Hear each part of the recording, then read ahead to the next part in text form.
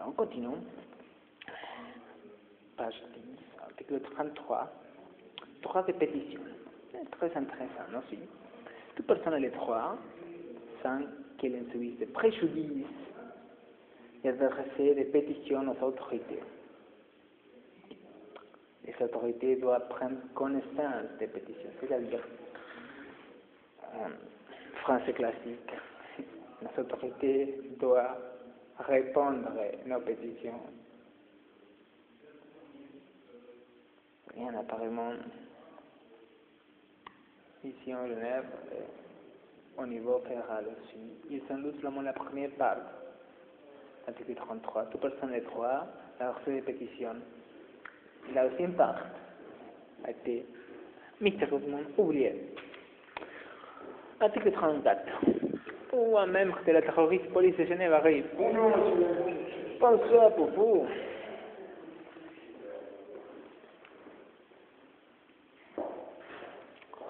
Article 34. Droit politique. Les droits politiques sont garantis. La garantie des droits politiques protège l'information de l'opinion des citoyens et citoyennes et l'expression fidèle et sûre de leur volonté. C'est-à-dire, à nouveau, garantit les droits que j'ai d'informer les citoyens, sur et en rapport avec les différentes situations que j'ai vécues en Genève. Pourquoi? Parce que pour pouvoir décider, vous savez qu'avoir connaissance de la réalité. Sinon, vous ne pouvez pas décider. On ne peut pas vous former une opinion sur une situation que vous ne connaissez pas. On continue. Page 11. Article 35. Réalisation des droits fondamentaux.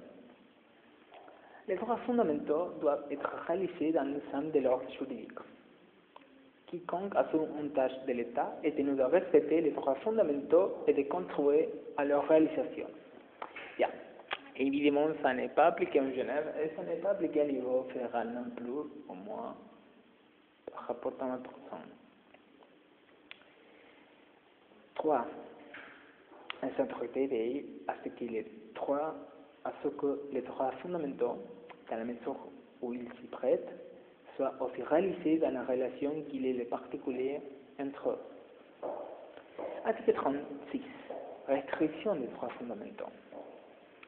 Toute restriction d'un droit fondamental doit être fondée sur une base légale. Ça signifie que nul ne peut être privé de ses droits fondamentaux dans l'arbitraire. C'est à nouveau protection contre l'arbitraire. Les restrictions graves doivent être prévues par une loi. Les cas de danger sérieux, direct et imminent sont réservés. C'est-à-dire, par exemple, s'il y a une personne qui pense faire une action illégale,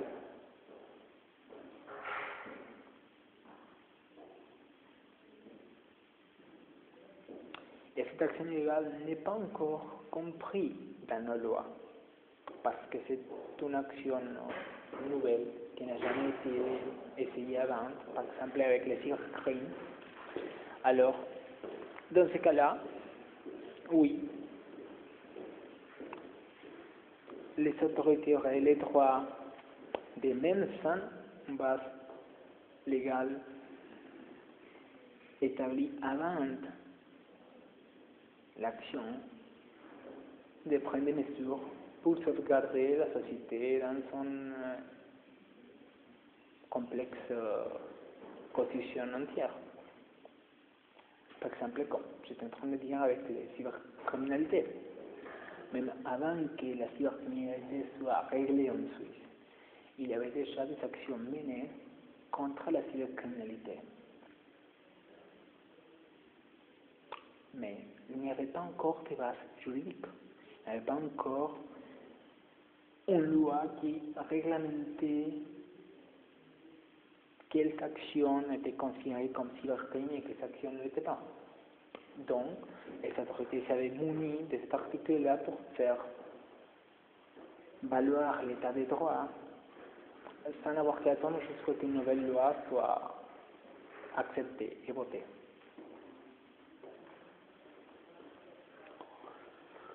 Eh bien, article 36, on continue.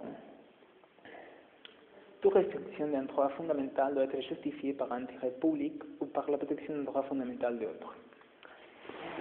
Dans ce cas-là, il y a un principe juridique très intéressant. Par exemple, une personne, moi, vous, n'importe quelle personne peut être privée de sa liberté. C'est la privation, la restriction d'un droit fondamental. Mais supposons que cette personne essaie de tuer une autre personne. Dans ce cas-là, le droit à la vie, c'est plus important que le droit à la liberté. Donc, pour protéger les droits fondamentaux d'une personne, le droit à la vie, on restreint.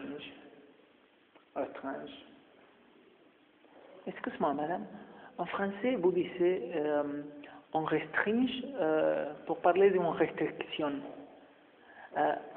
Restreint. R-O-S-T-R-A-I-N-T E-I-N-T. Ah. Oui. T-E-I-N-T. Ah, ok. Merci. Restreint. Donc, on restreint un droit fondamental pour protéger un droit plus important ou plus élevé. 7 minutes. Il reste encore de temps. Toute restriction d'un droit fondamental doit être proportionnée au but visé. C'est-à-dire, on ne peut pas utiliser un niveau de restriction qui n'est pas en relation à ce qu'on essaie de protéger avec la restriction de ces droits. Qu'est-ce que ça veut dire en clair? Que si une personne est en train de, par exemple, tuer autre personne, les autorités ont le droit en essayant de défendre la vie de la personne qui a attaqué la victime, placer en danger ou même simplement viser à tuer la personne qui est l'agresseur. Mais dans ce cas-là, il y a une restriction proportionnée au but visé. Mais on ne peut pas jamais, par exemple, parce qu'une personne a volé, je ne sais pas, une plat dans un micro, ouvrir le feu avec les armes réglementaires par derrière quand la personne courait avec l'eau dans les bras. Ça ne serait pas proportionné au but visé. Combien de temps? 8 minutes 30.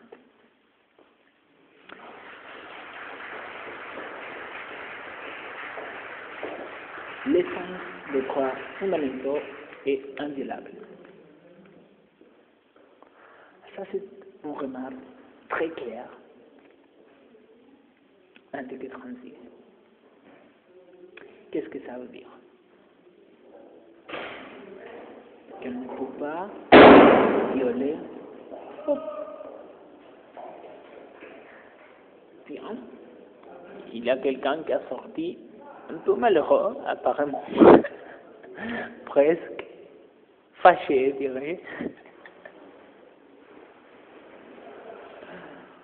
Mais, en tout cas, la porte était bien fermée.